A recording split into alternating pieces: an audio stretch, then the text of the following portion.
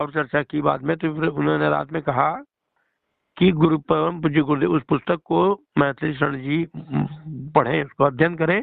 उसमें स्पष्ट रूप से गुरुदेव ने 2026 के परिप्रेक्ष्य में संदर्भ में कह दिया है कि मैंने कहा कि प्यासा कुएं के पास जाता है कि कुआं प्यासे के पास नहीं, कुआं प्यासे के पास आएगा, वहीं खोदेगा कुआं, प्यासा वहीं खोद लेगा कुआं, तुरंत तुरंत खोदेगा। हाँ, ऐसी स्थिति है उसमें, तो कुआं ही प्यासा को तृप्त करेगा, देखना ऐसा समय होगा।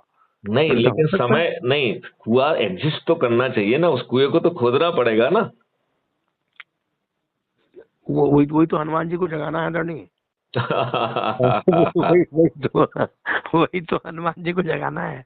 चलिए, तो जहाँ जग के अंदर कुआं खोदा हुआ है ना, उसको पता है क्या कहाँ से तृप्ति मिलेगी, कहाँ खोदूंगा तो कहाँ तृप्ति मिलेगी, कहाँ पानी मिलेगा, कहाँ जल मिलेगा, कहाँ अमृत की धारा भरी पड़ी है। ये आपको नहीं लगता है कि ईश्वरीय चमत्कार है कि आपको इतना सारा विजन दे रहा है कि भारत सरकार के खजाने से पैसा नहीं लगेगा, ये हो जाएगा, वो हो जाएगा। आज के जमाने में और कोई ऐसा कहने का साहस कर पा रहा है क्या?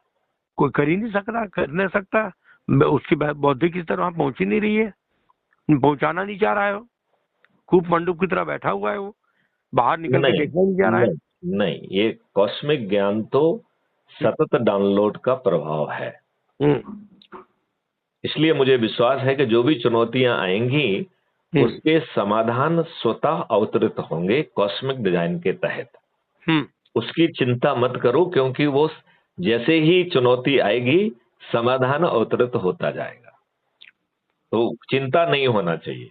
मैंने कहा उस शख्सियत से एक बार चर्चा परिचर्चा में आप हिस्सा तो लो, अपनी भागीदारी तो दो।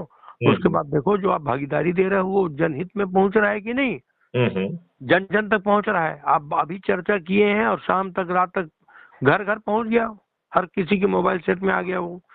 आपने कल क्या मीटिंग रखी, क्या परिचर्चा की, इससे बड़ा मल्टीमीडिया का प्रभाव, क्षेत्र का प्रभाव कहाँ दिखेगा आपको? ठीक कह रहे हैं। तो मुझे लगता है डॉक्टर आदित्य, अब समय आ गया है कि इस वार्तालाप को यहाँ विराम दिया जाए। एक बार आप जटाशंकर भाई साहब से चर्चा करें, मैं उनसे व्यक्तिगत चर्चा बहुत कर चुका हूँ। चलिए, मैं जरूर करूंगा, आज शाम को करता हूँ मैं उनसे। हाँ, समय निकाल कर एक बार, वो बहुत बड़ा मतलब विचारवान, विवेकवान। देखिए, हर व्यक्ति सामर्थ्यवान है, सामर्थ्यवान व्यक्ति विवेकवान हो ये आवश्यक नहीं भाई साहब। विवेकवान व्यक्ति सामर्थ्यवान नहीं हो सकता है, पर मैं तो जो है डॉक्टर आदित्य, इसको दूसरे ढंग से रखना चाहूंगा कि क्या कल आप में ये विवेक था? नहीं था। तो ये विवेक डाउनलोड हो रहा है, तो किसी के पास आज विवेक नहीं है, कल आ जाएगा। क्यों चिंता करते हो भाई?